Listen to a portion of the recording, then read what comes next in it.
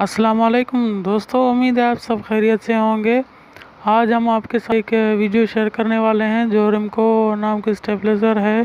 4000 वाट है, 5 रिले में सर्किट है इसकी। दोस्तों ये बहुत ही अच्छे स्टेबलाइज़र हैं।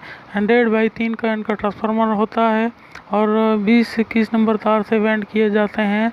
इनकी जो प्राइमरी तार होती है वो 21 नंबर होती है और जो सेकेंडरी तार होती है वो 20 नंबर होती है। दोस्तों ये बहुत ही अच्छे स्टेबलाइज़र होते हैं। तो दोस्तों हमारी वीडियो को आखिर तक देखें, लाइक करें, कमेंट करें, शेयर करें, सब्सक्राइब करें। दोस्तों उससे ये होगा कि हमारी हर नई आने वाली वीडियो आपको वक्त पर मिलती रहेगी। तो चलिए वीडियो आगे बढ़ाते हैं और इसके फॉल्ट के बारे में मैं आपसे आगाही देता हूँ। तो दोस्तों ये स्टेबलाइज़र आप देख रहे हैं, इसकी मैंने सर्किट अभी खोली है और दिखा रहा हूँ आपको खोलकर सर्किट। दोस्तों ये 5 रिले में सर्किट होती है। इसका एक बहुत ही बड़ा मसला यही होता है कि एक ऐसी चीज़ इसकी ट्रांसफर ऐसी होती है, वो अगर ख़राब हो जाती है इसकी मुकम्मल मेन सर्किट जो टोटल सर्किट होती है सारी बंद हो जाती है। तो दोस्तों ये बहुत ही छोटी सी चीज़ होती है लेकिन ये मुकम्मल सर्किट को बंद कर देती है। आज मैं आपको इसी के बारे में बताऊंगा कि ये क्या चीज़ होती है और इसका क्या काम होता है और ये जब ख़राब हो जाती है तो सर्किट किस तरीके से बंद हो जाती है और इसको रिपेयर करने का तरीका भी मैं आपको बताऊंगा। दोस्तों कोई भी मसला हो आप हमसे कमेंट में रब्ता कर सकते हैं। इंशाल्लाह हम लोग आपको सर्किट के बारे में नई नई मालूमात देते रहेंगे।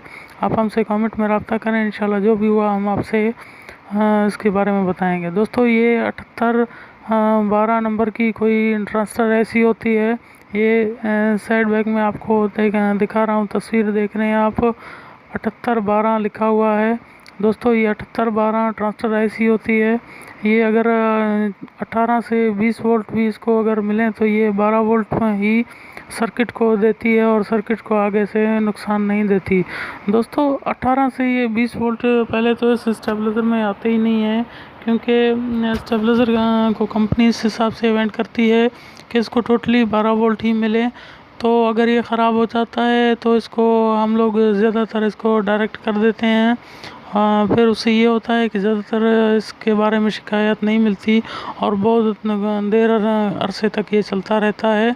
अगर आप देखते हैं कि इसमें ये ट्रांसफर ऐसी जो लगी होती है वो बहुत जल्दी ख़राब हो जाते हैं। दोस्तों वैसे तो ये वोल्टेज कंट्रोल के लिए होते हैं। जब इसमें अगर 24 वोल्ट या 20 वोल्ट या 18 वोल्ट अगर सर्किट को मिलें तो उस वजह से ये लगाया जाता है। लेकिन ट्रांसफार्मर में वोल्ट होते ही नहीं हैं। कंपनी अपने हिसाब से इसको 12 से 14 वोल्ट इसको सर्किट को देती है। तो उस वजह से ये ट्रांसफर अगर ख़राब हो जाए तो उसकी जगह पर हम इसको डायरेक्ट ही कर देते हैं, जिससे ये सर्किट की लाइफ बढ़ जाती है और वो जल्दी ख़राब भी नहीं होती।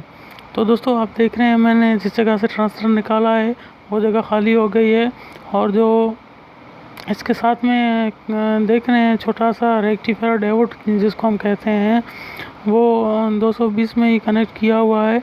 अभी हम इसको अलग करेंगे क्योंकि हमें 7812 जो ट्रांसफ़र ऐसी मैंने आपको बताई थी उसको अलग ही वोल्टेज देने हैं और डायरेक्ट करना है।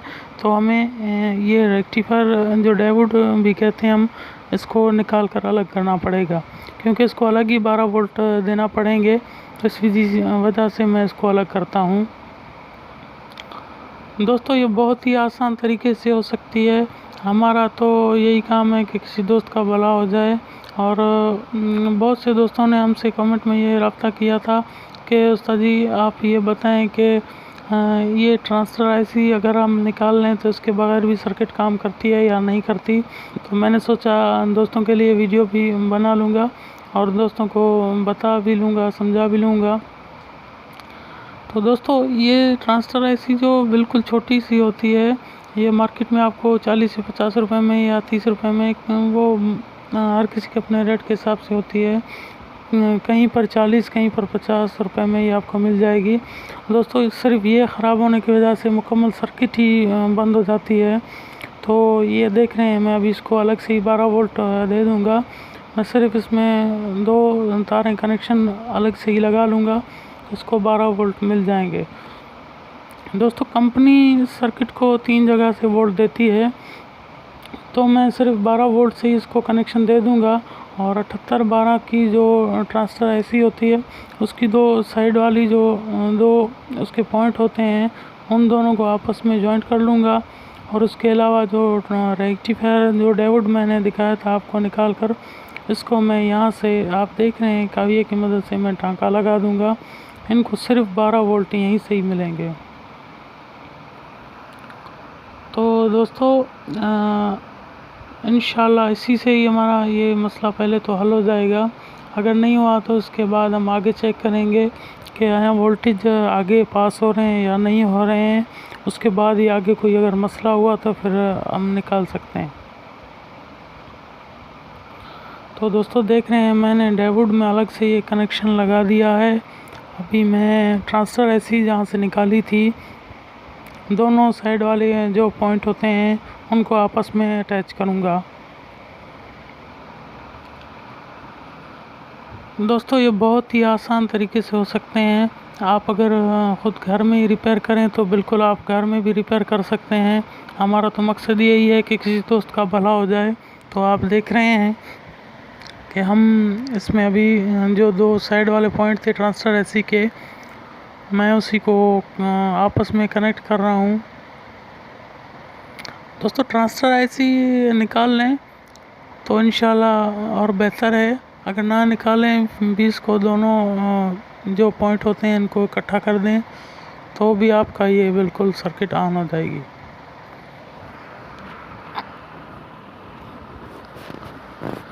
तो दोस्तों देख रहे हैं मैंने ये दोनों साइड वाले पॉइंट बिल्कुल इकट्ठे कर दिए हैं।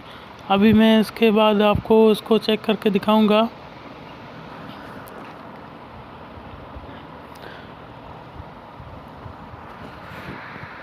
दोस्तों ये मैं आउटपुट वोल्ट मीटर के जो है कनेक्शन लगा रहा हूँ, जो मेरे बिल्कुल सामने लगे हुए हैं।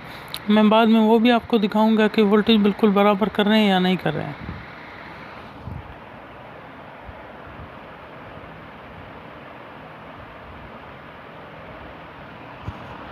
तो दोस्तों इसका जो 5 रिले होता है वो टाइमिंग का होता है, जिसको डिले सर्किट भी कहते हैं। मैंने इसके बारे में भी वीडियो बनाई हुई है।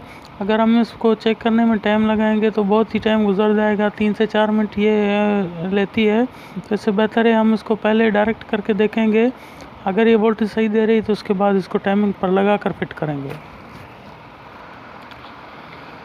तो दोस्तों मैंने अभी इसको फिट किया है।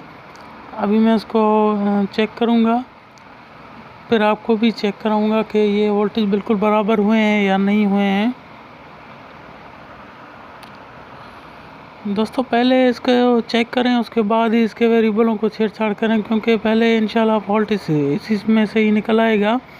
अगर आप वेरिएबल को छेड़छाड़ करेंगे तो फॉल्ट मज़ीद बढ़ सकता है।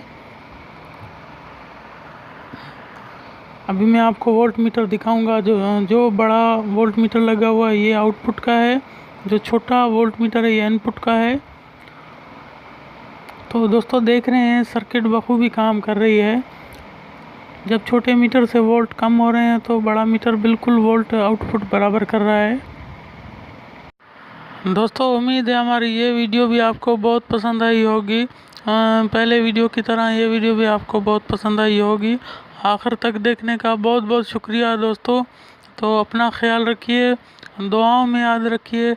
इंशाल्लाह तब तक के लिए इजाज़त दीजिए। इंशाल्लाह अगली वीडियो में आपके साथ हाज़िर होंगे। तब तक के लिए इजाज़त दीजिए। अल्लाह हाफ़िज़।